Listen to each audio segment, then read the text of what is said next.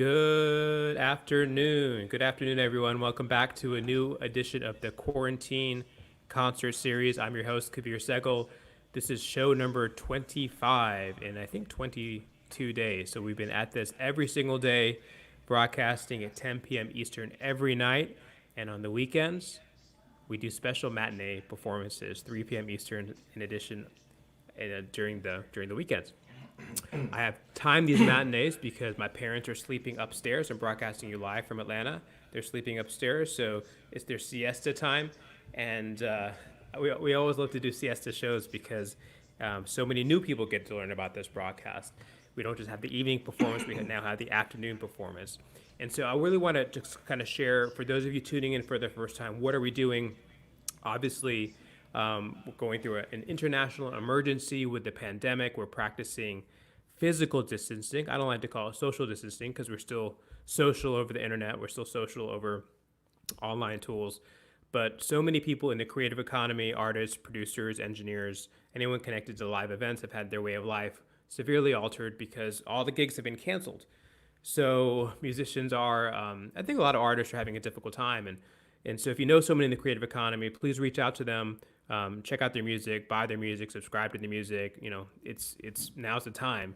And I would think that, so much of what's going on in our country, there's been bailouts of different sectors, the automobiles, the airlines. We should really be thinking about what we can do for artists to turn the spotlight back on them. So this is what this concert series is all about, putting the spotlight back on incredible artists who entertain us and provide us the gift of their music.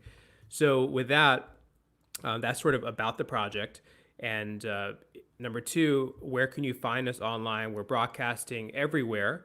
So we're on Facebook, we're on Twitter, Instagram Cracker, and LinkedIn, and obviously Periscope there, YouTube as well. So please subscribe to all the social medias under my name, and that way you get notified when we go live. I want to thank our partners at Facebook and our partners at LinkedIn for treating this as premium content. So we really appreciate your support.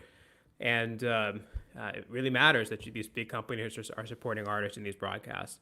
Lastly, if you're an artist who wants, these are all of the incredible artists that have been on the broadcast. You can see there the terrific artists. And if you want to be on the show, please hit me up on Facebook or Instagram. We have a waiting list of about 42 artists who want to get on the show. So I appreciate all your interest. We're trying to get through as much as possible and as quickly as possible. Please bear with us. My parents only take so many naps, so I can only do this so often.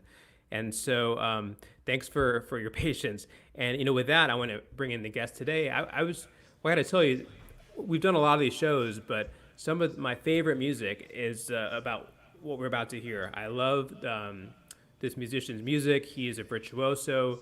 He's a jazz great. He plays Latin music. You're really in for a treat. I learned about his music a couple years ago, and I've listened to his albums pretty much on nonstop repeat because he's just that good, and he's a creative genius.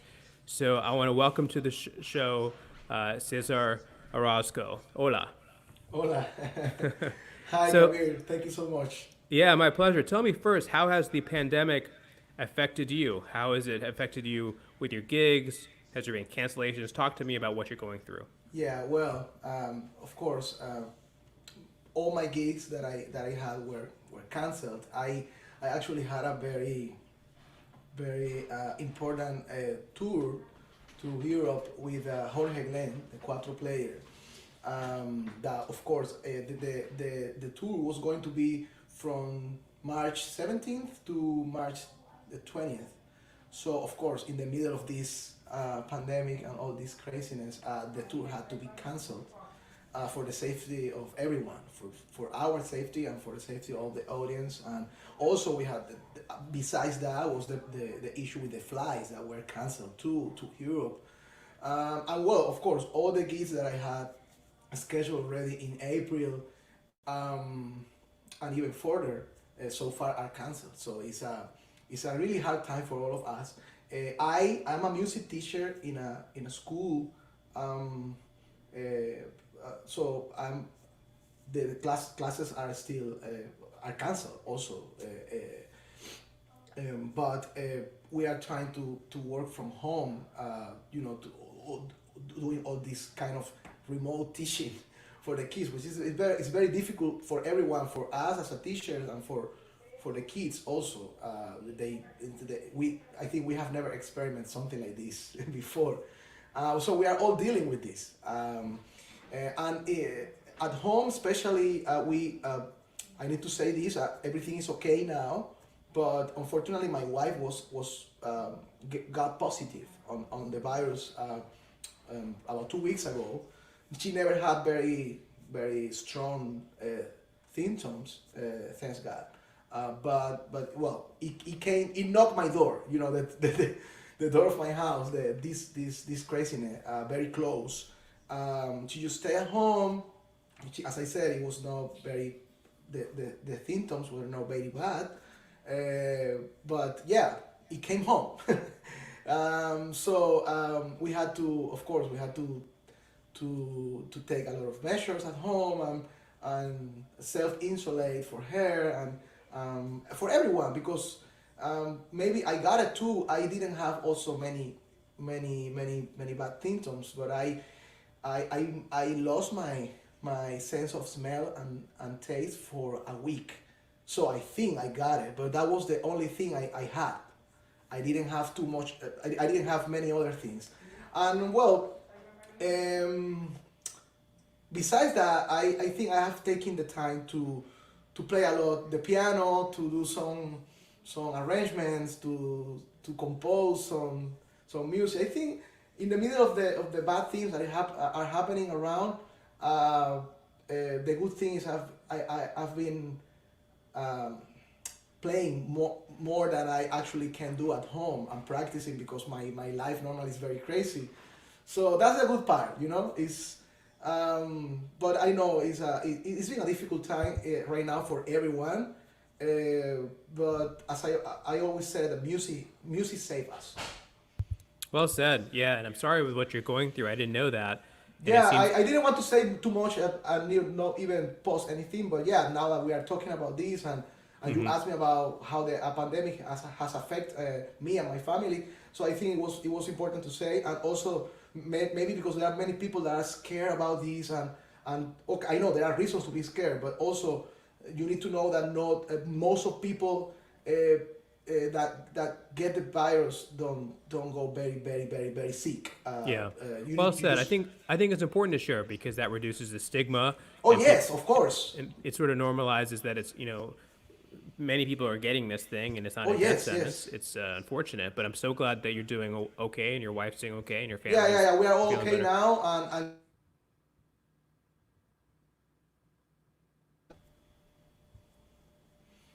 Cool. Well, we're all going to be doing okay because I know we're going to be enjoying your music. So, what would you like to play for us? well, I first would like to play. This is a piece that is included in my second album, Orozco Jam, the second album that I recorded with my project Camarata Jazz. I recorded it back in Venezuela. This is a mix of two pieces: El Manicero from Cuba, a very well-known piece, and a traditional piece from Venezuela who is called El Frutero, the fruit man. In this case, I did a mix of both pieces, but both in the rhythm of 5/8 merengue Venezuelan merengue, which is a very complex rhythm from Venezuela. So at the beginning, I play an intro mixing both main melodies, one with the left hand, one with the right hand, playing one with el manicero and the left hand playing the el frutero. And I call the piece Frutero Vende Maní, which means the fruit man sells peanuts. Nice. So this is Frutero Vende Maní, and it goes like this. I'm gonna put my headphones out so I can play more freely. Okay.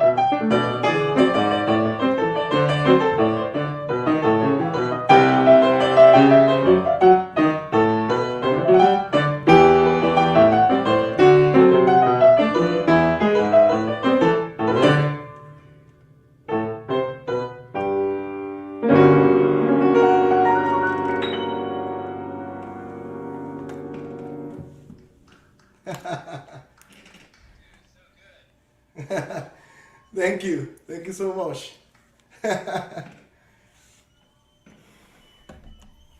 Thank you. Can you listen to me? For some reason, I hear you a little far away. Um, I don't know why. All right, that's Oh, not now, now.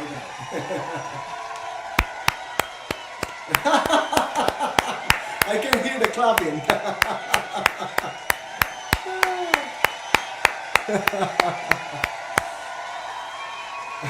Isn't it protocol to bow after a nice performance? Oh, yes, yes. I'm going Let's to, try I'm this going to bow. Okay. Thank you. Oh my God. Hold on, let me get you something. Thank you, guys. Thank you, everyone watching. Thank you.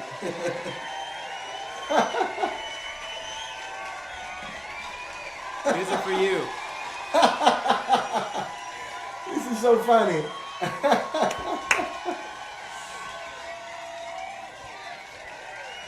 Whoa, that sounds like a standing ovation. It is a standing ovation. I had a bouquet of flowers for you too, dude. That was so good. I could hear the peanut vendor in there. You Oh know? yeah. The peanut was there. Yeah, definitely. Yeah. Yeah. It was a great Ellingtonian brush with Ellingtonian. I could hear it. Oh Loved yes. it. Hey, tell me. And I was reading about your Cuban and Venezuelan. What part of you is Venezuelan? What part of you is Cuban? Well, I was born in Cuba, so I was born and raised in Cuba. But when I was 17 years old, I I moved to Venezuela. So I went to Venezuela. I got a scholarship to study at the Carabobo Symphony Orchestra Conservatory, and also to play in the orchestra as a violin player, because I play violin too. So that was the reason I went to Venezuela. I was playing in the symphony orchestra violin for 5 years, maybe. But at the same time, I always play the piano from the beginning. I started playing piano and violin when I was 7 years old. So piano was always there. The only thing is, my official degree in Cuba in the National School of Art was as a violinist. So that's why, and violin has been always with me all the time. It's still here, but the thing, I don't play performance anymore as a violinist. I teach violin, but I don't play anymore like publicly, no? But yes, so as a violinist, I went to Venezuela. I started playing in that symphony orchestra, but at the same time, I started playing piano with some local artists there, and step by step, my career as a pianist started to grow. At some point, I had to leave the orchestra and just dedicate it to the piano, because it was too much going on around my career as a pianist. I started playing with very important artists there, and I didn't have time actually to be on the orchestra anymore.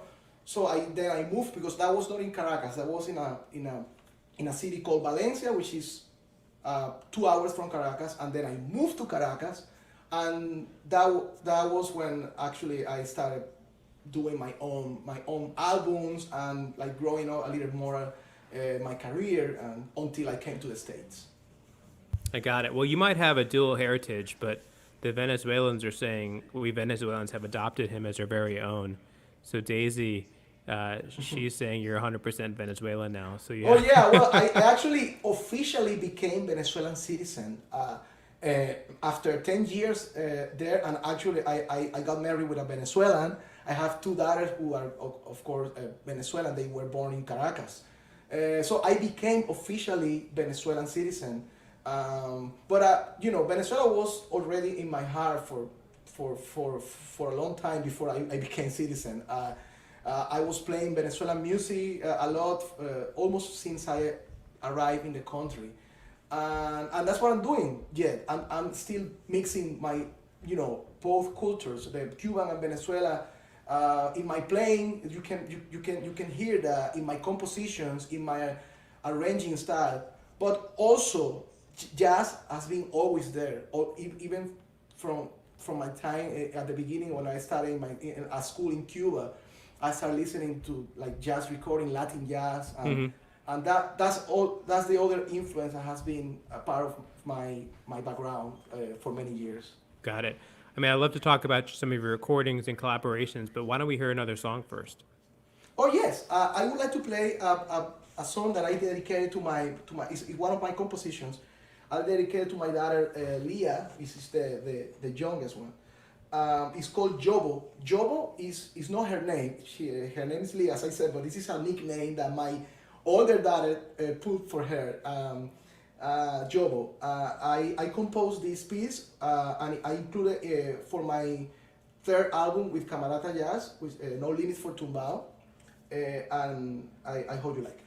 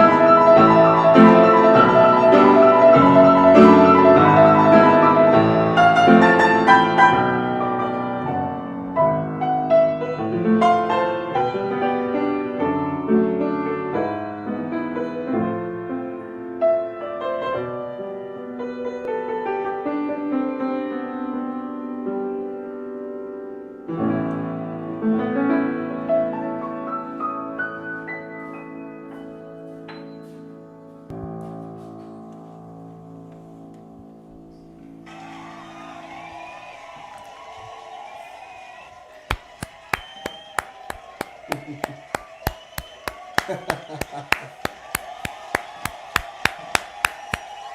you. There we go. Awesome. Dude, good bowing etiquette. I like that. Thank you. Thank you so much.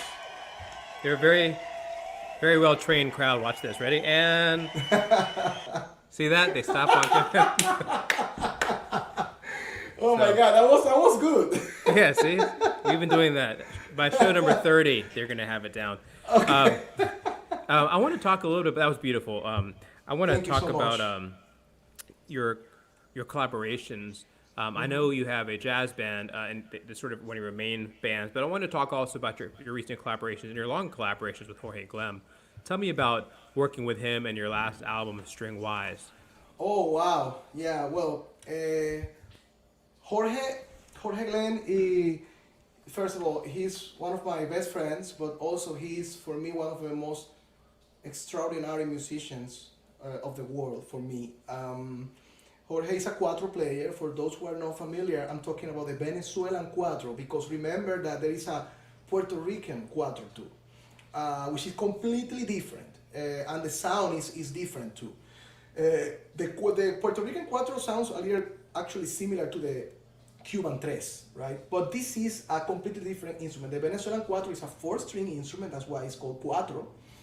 And Jorge, for me, is maybe the most important performer of that instrument nowadays. There are a lot of great cuatro players now around the world, but I think Jorge has put the cuatro in a different level. And also, there are also something important for me to say about that is that he's now collaborating himself with different other artists who are completely out of the, let's say, the Venezuelan music world, and there are artists from the pop music, from jazz world and everything. And Jorge is now doing a lot of collaboration with those people. So I think he's taking the cuatro to a different level in terms of also to promote the music and the instrument itself. So for me, doing an album with Jorge was really a big deal. Besides that, we are really good friends for many years. He's also part of my project Camarata Jazz. I will talk about that a little later. But Jorge and I have been collaborating for many years, but we never did this duo before. So we play in different projects. He played in my project for many years, but now this duo started by chance. He had a gig at a Brooklyn bar or something, and he told me once, that was the first time we play as a duo. "Oh, I have a gig at this place in Brooklyn. Do you want to do it with me, a duo?" I said, "Of course, let's do it." But we never played a duo before, never. And so, but I knew it was going to work. Yeah. I knew.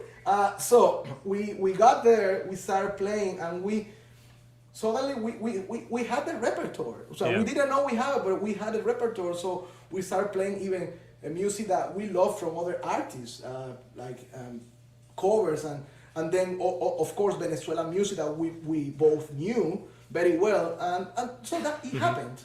And after that, we just decided. So we started doing more gigs as a duo until we decided, okay, we need to put an album together, and that's what we did, and that is. Yeah, you know, when I heard it, I was just thinking about those old albums with Michel Camilo and Tomatito.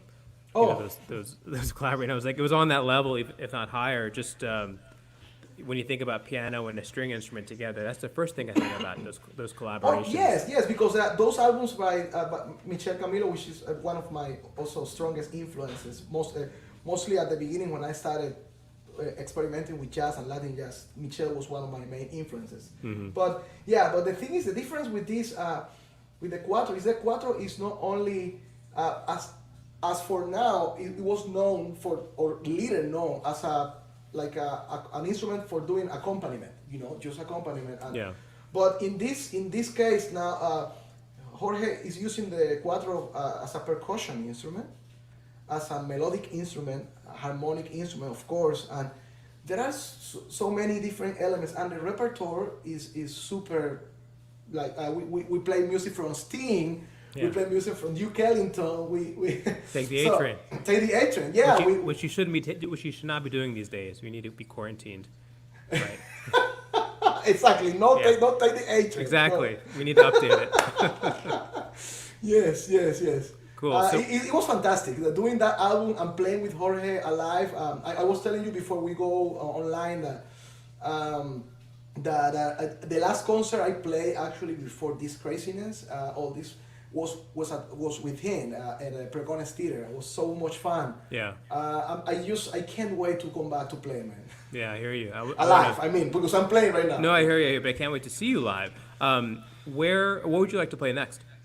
Actually, I would like to play one of the pieces I play with Jorge without Jorge. Okay. This is a version of Moliendo Café, which is a classic. It's a Venezuelan piece. It doesn't sound like a joropo or any of those classic Venezuelan traditional genres like joropo and merengue, the one that I played before. This is actually, it sounds more like a Afro. The version that we did is more like an Afro-Cuban approach, more Latin jazz thing. So I will try to play it without Jorge. Jorge is the percussion. So I don't have the percussion here, but I had, yes. But I had something, I think the camera can take it because we have to move everything and we are not going to move that. But I have a clave here Nice. on my foot. So I'm not going to play the whole time, but at some point I will put the clave on for a section of the song. So I hope you guys like it. I could get a little lost with the clave, but I will try not to do it. So Thank you. okay, this is Moliendo Café, my arrangement that I did with Jorge. I'm gonna put the headphones out.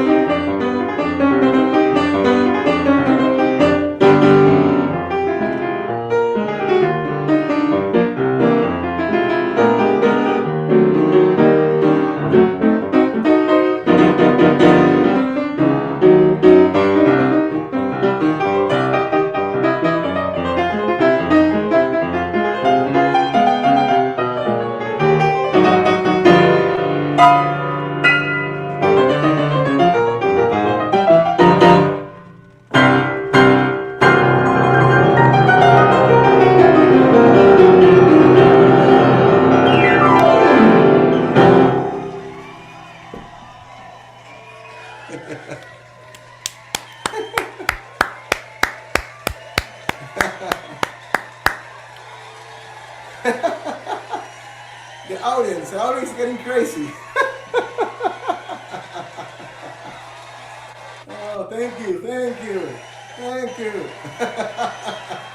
Oh, bow. Dude, muy caliente.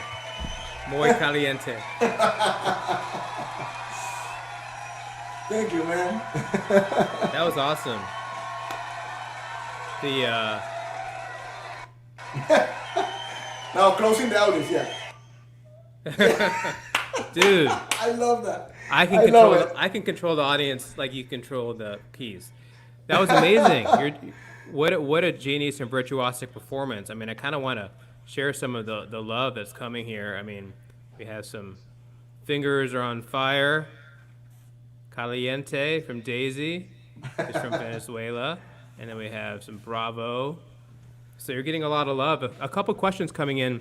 Yes. First, what kind of piano are you playing? Oh, this is a Yamaha. This is a Yamaha vertical or bright piano that I actually got as a present. Very nice. Yeah. So you have a. Uh-huh. So you have a clave underneath the piano. Someone's asking, what else do you keep underneath the piano? Just the clave. That's it. So I have it's like a it's what we call the percussion is called the gajate, which is it's a drum. It's a kick drum pedal. You're right. It's a kick drum pedal with a little cowbell. It's a little cowbell, and they are put together. So when you push the pedal, the cowbell goes like, you know. Mm-hmm. So I had to, let me tell you guys, I had to remove playing the clave a little bit because the gajate is not working very well. It's an old one, and the clave started going out, so going separated. So I had to remove the clave until I knew it was safe still to play. I played it, but then I removed it because it was going to be a mess.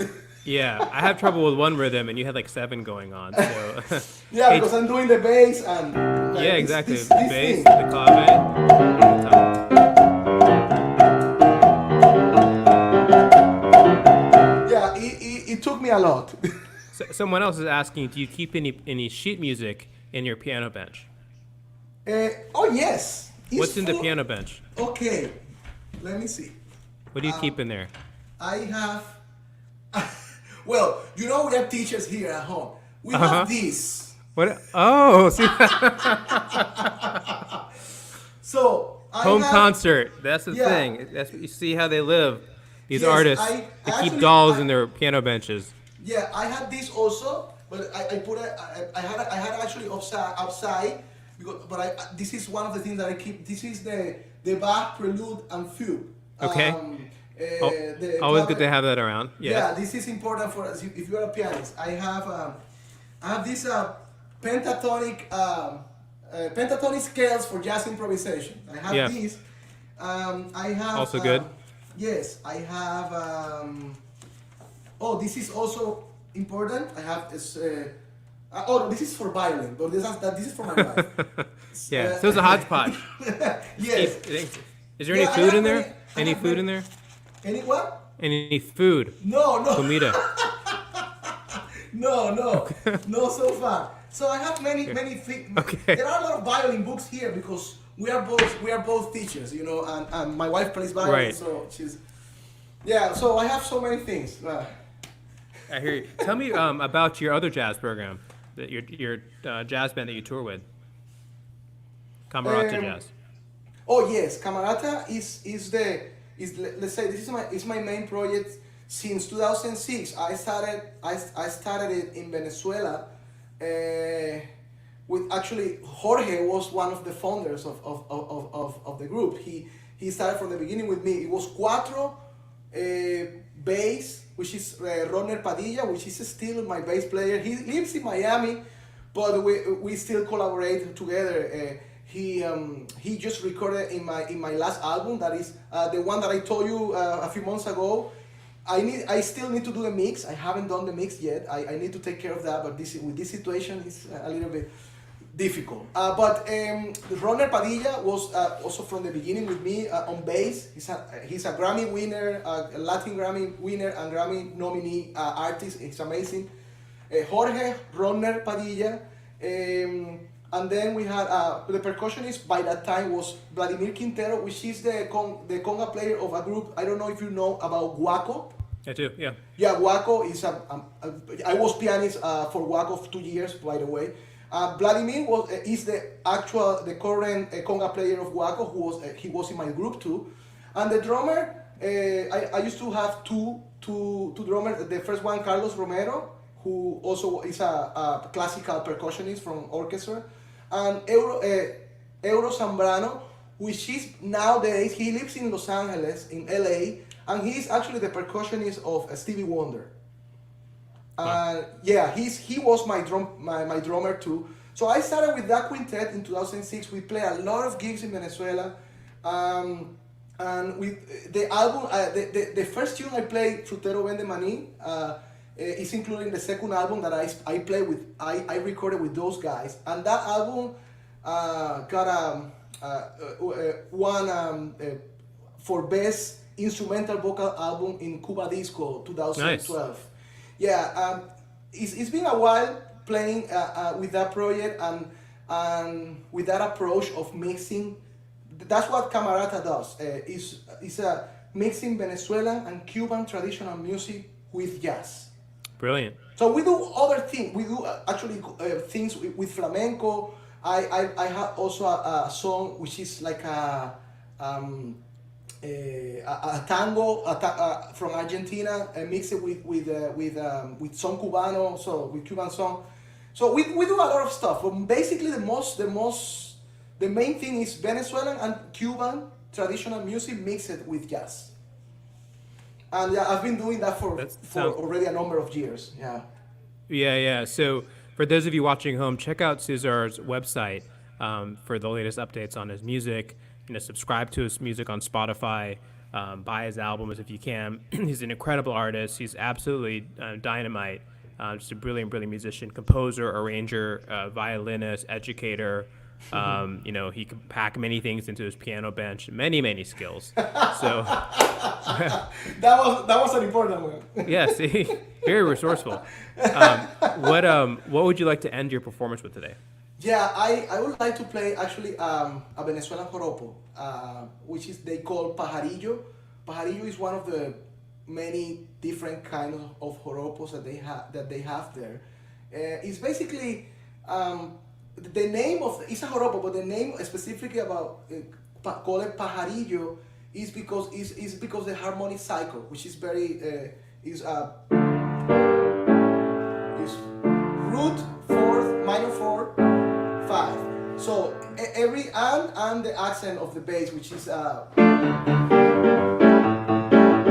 2 3 1 2 3 1 2 3. So that's a pajarillo. It's a very popular joropo among all the musicians that play joropo in Venezuela. It's very good to improvise for improvising. So I would like to play my approach from the piano, because the piano is not an instrument to play the joropo. So I would like to play a little bit of pajarillo with a little mix of jazz.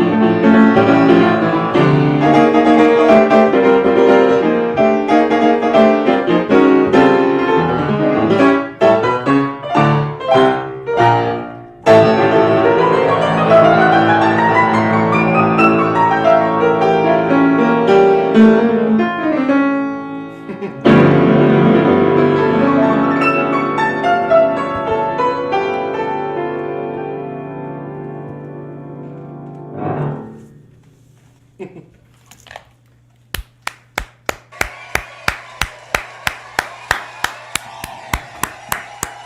you. Thank you so much. Thank you everyone. Thank you for listening. Oh, the flowers. So funny. Wait, these are freshly baked flowers for you. Thank you so much. Thank you.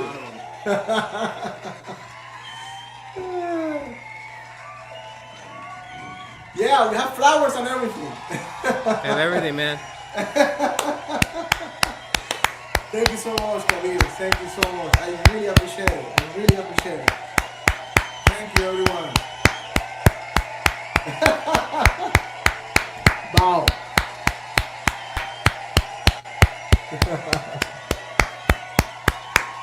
Sí, hermano de Keila Orozco. Yo soy el hermano de Keila Orozco. Sí. Someone is asking me. Oh. Yeah, someone was asking if I was the brother of Keila Orozco. Keila Orozco is my sister. She's a great composer. Yeah. Someone was asking there if I was the Keila's brother. Yes, I am. Yeah, soy el so hermano de Keila. that's the answer to the question. This is genetic. You cannot play like Cesar. It's a genetic trait to play piano like this. So you can try as hard as you want. Just don't even try, because you're not gonna be able to play unless you have the genes. And I don't mean like the genes, like these genes. I mean like the real. No. Yeah, you're gonna get holes in your genes if you try. I've tried to play like that, but I just can't. So look, thanks for joining. Really a special treat. One of my favorite. If you're new to Cesar's music, Thank check you him so out on much. Spotify. Wow. Yeah, when the world reopens, you got to check him out live. He just lit up the quarantine concert series. Please. He's gonna light the up world concert needs to halls. open. Yeah, exactly. Cool. Before we go, I just want to give a quick shout out to the audio tech team that works on this incredible mix. It's there's Sandra and Camilo. I'll put their website up on the screen. Yes. Their Thank link. you, Camilo. Yeah, Amazing soundworksrecording.com. Yeah, it sounds like you have a project that needs mixing or mastering. I highly recommend these friendly people. They're based in Queens. Ask for the Oreo and Maui discount. Those are the names of their dogs, and they may treat you even more favorably. So check them out. We're live 10 p.m. Eastern again tonight. We did jazz in the afternoon, and tonight we're doing classical piano with Tanya Stavreva. So this seems to be a piano tribute, a day-long piano tribute to Ellis Marsalis. We lost a great giant in jazz this past week, so we're trying to play piano in all its forms in honor of the great maestro Ellis Marsalis. Yeah. So that's it. Thanks so much for watching. We'll see you tonight at 10 p.m. Eastern. God bless and stay healthy. Thank you so much.